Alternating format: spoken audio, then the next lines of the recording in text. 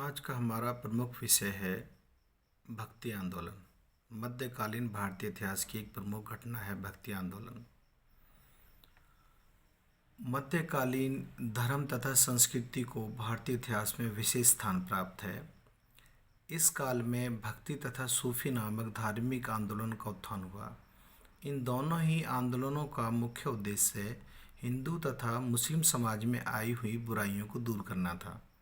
यह भारत का सौभाग्य था कि इस समय शंकराचार्य, रामानुज, रामानंद, नामदेव, चैतन्य महाप्रभु, रविदास, मीराबाई, कबीरदास, तुलसीदास, गुरु नानक आदि महापुरुषों ने जन्म लिया। उन्होंने अपनी शिक्षाओं के द्वारा समाज को सुधारने का प्रयास किया। धार्मिक व सूफी आंदोलन के इन प्रचारकों ने एक परमात्मा की उपासना पर बल दिया। समाज में प्रचलित अंधविश्वासों जैसे जाति प्रथा, पर्दा प्रथा, सती प्रथा, कन्यावध, मूर्ति पूजा, यज्ञ बलि इत्यादि का विरोध किया। धर्म के साथ साथ संत काल में भारतीय संस्कृति भी अपने विकास की ऊंचाइयों को छू रही थी। इसमें कला तथा वास्तुकला का अद्भुत विकास हुआ। भक्ति आंदोलन क्या है? सच्चे मन से ईश्वर की उपासना करने को भक्ति कहा जाता है। हिंदू धर्म में मोक्ष प्राप्त करने के लिए 3 साधनों का सहारा लिया जाता है: कर्म मार्ग, ज्ञान मार्ग तथा भक्ति मार्ग। प्राचीन काल में यज्ञों तथा कर्मकांडों के प्रति लोगों में बहुत विश्वास था।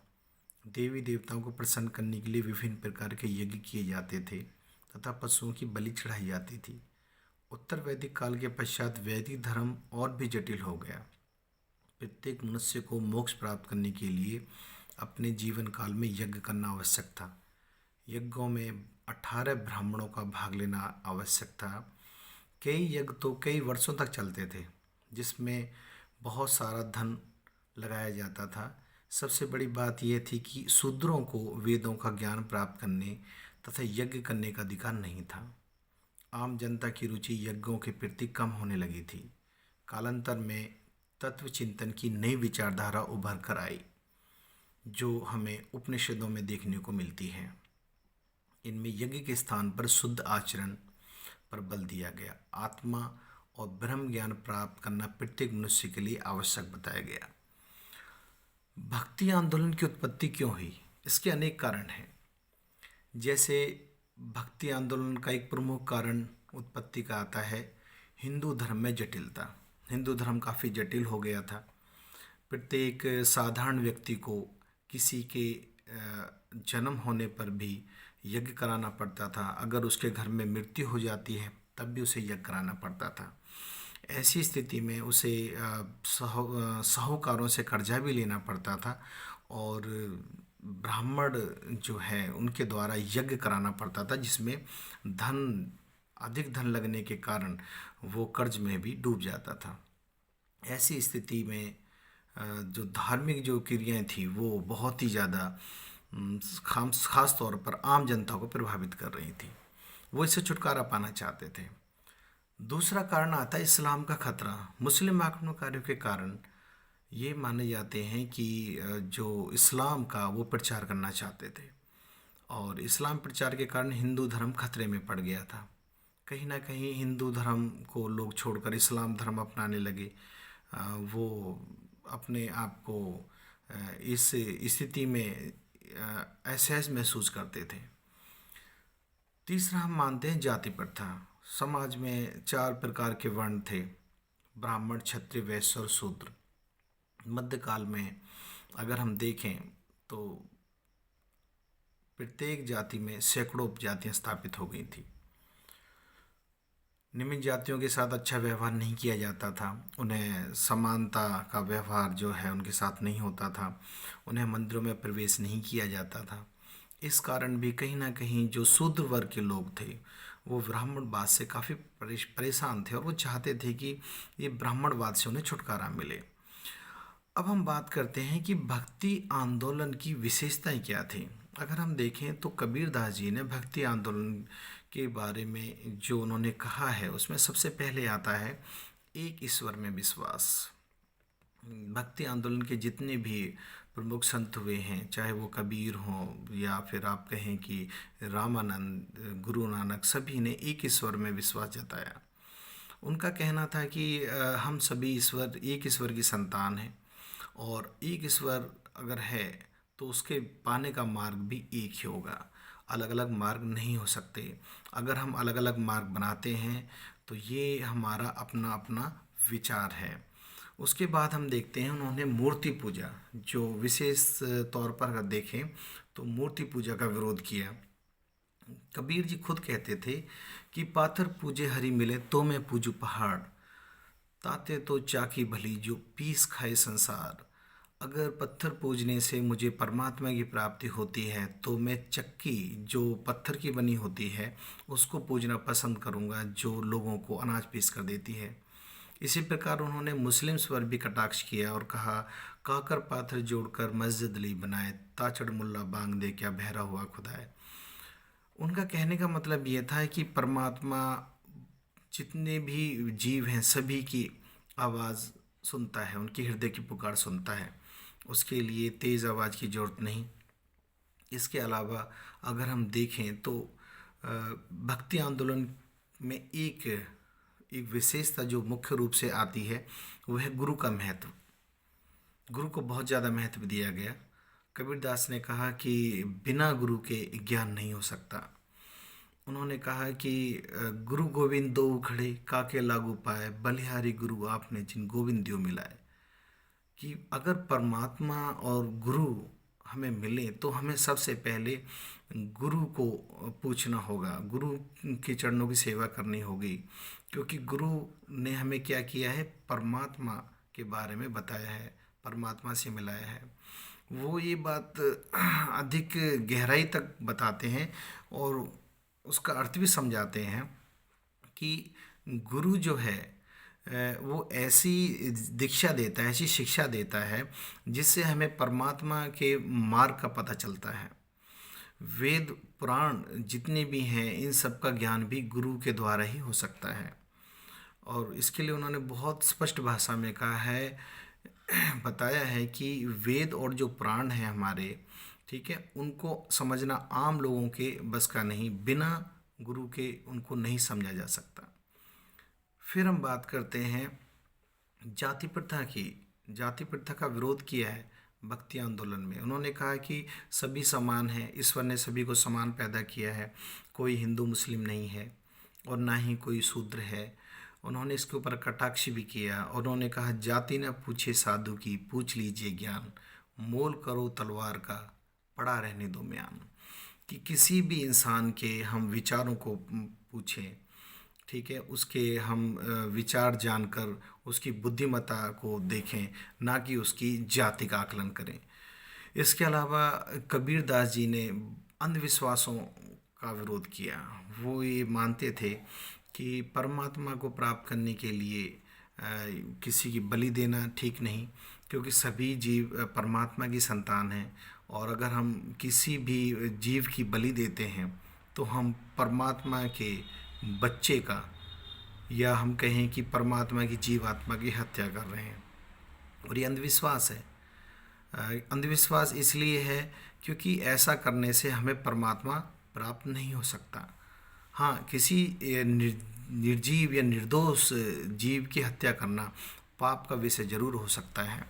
इसके अलावा उन्होंने बहुत सारे अन्य जो कर्मकांड थे उनका भी विरोध किया।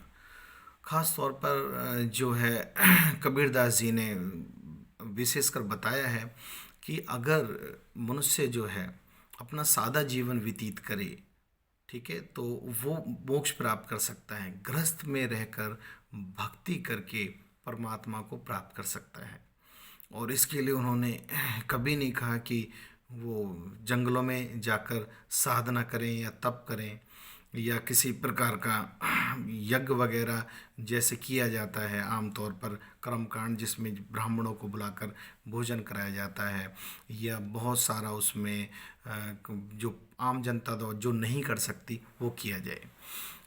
कबीरदास जी सिंपल मानते थे कि परमात्मा की भक्ति कार्य करते करते जो हम दैनिक जीवन में कार्य करते हैं वो कार्य करते हुए भी हम मोक्ष प्राप्त कर सकते हैं।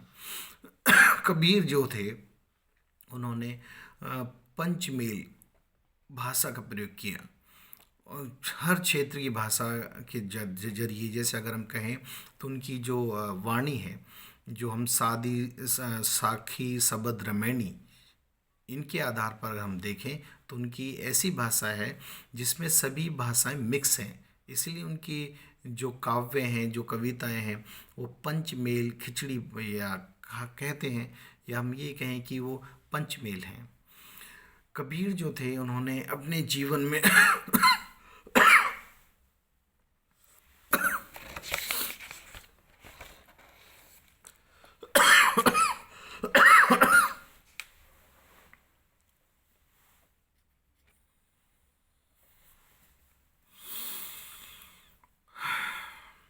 क्यों खराब हो गया वीडियो?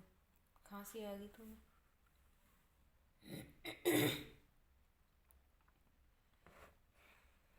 इतना लंबा क्यों बना रहे हो?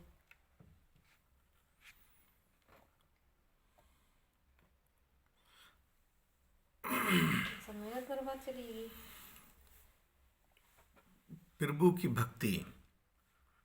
कबीर जी ने प्रभु की भक्ति पर बहुत बल दिया है। भक्ति आंदोलन के सभी प्रचारकों ने सच्ची प्रभु भक्ति पर बल दिया। उनका मानना था कि ईश्वर सच्चे मन से भक्ति करने पर प्रसन्न होता है, उसके लिए दिखावे की आवश्यकता नहीं है। रामानुजाचार्य ने कहा है कि सच्चे मन से की गई प्रभु की भक्ति मनुष्य को मोक्ष प्राप्त करा सकती है। इसी तरह चैतन्य महाप्रभु ने बताया है कि कृष्ण भक्ति व्यक्ति को मुक्ति दिला सकती है। गुरु नानक जी ने भी सद्भक्ति पर बल दिया। आत्मसमर्पण। भक्ति आंदोलन के सभी संत आत्मसमर्पण पर बल देते हैं। उनके अनुसार मनुष्य को अपना सब कुछ ईश्वर के चरणों पर समर्पित कर देना चाहिए।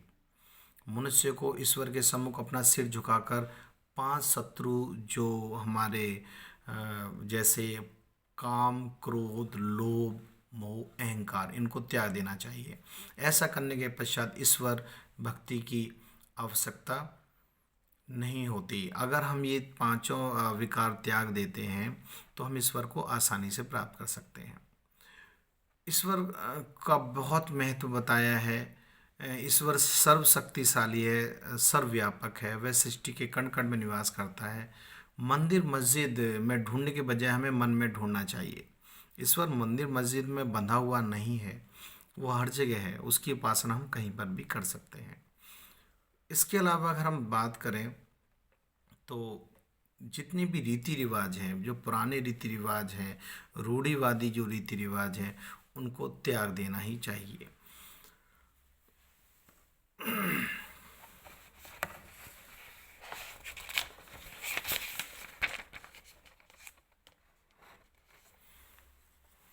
पवित्र जीवन पर बल। भक्ति आंदोलन में पवित्र जीवन पर बल दिया गया। उनके अनुसार मनुष्य को हमेशा सत्य बोलना चाहिए, हिंसा नहीं करनी चाहिए, पवित्र आजीविका अर्जित करनी चाहिए, दीन दुखों की सहायता करनी चाहिए। कबीरदास तथा गुरु नानक जी संसार त्यागने के पक्ष में नहीं थे। वे मानते थे कि व्यक्ति गृहस्थ जीवन व्यतीत करते हुए भी पवित्र जीवन व्यतीत करके प्रभु की प्राप्ति कर सकता है। माला फेरत जुग गया, गया न मन का फेर, कर का मन का डाल दे, मन का मन का फेर। इसके अलावा समानता पर बल। कबीरदास, गुरु नानक जी ने भक्ति आंदोलन के प्रचारक जितने भी थे, उन्होंने हिंदू मुसलमानों की एकता पर बल दिया। उस समय मुसलमान हिंदुओं को मुसलमान बनाने के लिए ज़बरदस्ती किया करते थे। हिंदू तथा मुस्लिम लोगों में आपसी बैर उत्पन्न हो गया। दोनों ही जातियाँ एक दूसरे से घृणा करती थी। इन दोनों धर्मों के मतभेदों को दूर करने के लिए भक्ति आंदोलन के प्रचारकों ने महत्वपूर्ण प्रयत्न किए। कबीरदास जी ने मुसलमानों की आलोचना करते हुए कहा कि पोथी पढ़ जग काकर पाथर जोड़कर मस्जिद ले बनाए, ताचड़ मुल्ला बांग दे क्या बहरा हुआ खुदाए, से सुबरी बाहिरा क्या हज का वे जाई, जिसकी दिल साई नहीं तिनको कहाँ खुदाए। पोथी पढ़ जगमुआ पंडित। इसी प्रकार उन्होंने कबीरदास जी ने कट्टरपंथी मुसलमानों की भी आलोचना की। और इसी प्रकार उन्होंने हिंदू धर्म के विषय में भी कहा, जैसे पोथी पढ़ पढ़ जगमुआ पंडित भय न कोई, 2.5 अक्षर प्रेम का पढ़े सो पंडित होई। सामान्य भाषा के प्रयोग पर बल दिया गया। भक्ति आंदोलन के जितने भी, जैसे कबीर जी हुए या गुरु नानक जी, उन्होंने आम बोलचाल की भाषा पर विशेष बल दिया। संस्कृत के स्थान पर गुजराती, मराठी, पंजाबी, बंगाली इत्यादि प्रादेशिक भाषाओं को प्रयोग किया गया। ये जितनी भी विशेषताएं थी, इन सभी विशेषताओं के कारण आम जनसाधारण लोगों ने भक्ति आंदोलन के जितने भी प्रचारक थे उनका बड़ा ही सम्मान किया, और कहीं ना कहीं इस आंदोलन के कारण आम जनसाधारण लोग इनसे जुड़े और समाज में भाईचारा उत्पन्न हुआ। कहीं ना कहीं हिंदू मुस्लिम के बीच जो कटुता आ गई थी वो समाप्त हुई, और लोगों ने एक दूसरे के धर्मों को अपनाया तो नहीं, लेकिन हाँ एक दूसरे के त्योहारों को, पहनावे को, और अगर हम कहें तो कहीं ना कहीं सामंजस्य स्थापित किया। और ये भी बहुत अच्छा हम देखते हैं कि भक्ति आंदोलन के कारण उस समय कहीं ना कहीं समाज में जागरूकता आई। तो निष्कर्ष तौर पर हम यही कहते हैं कि भक्ति आंदोलन जो है, उन्होंने मोक्ष प्राप्ति के लिए, ईश्वर प्राप्ति के साथ साथ मानवता पर विशेष बल दिया। धन्यवाद।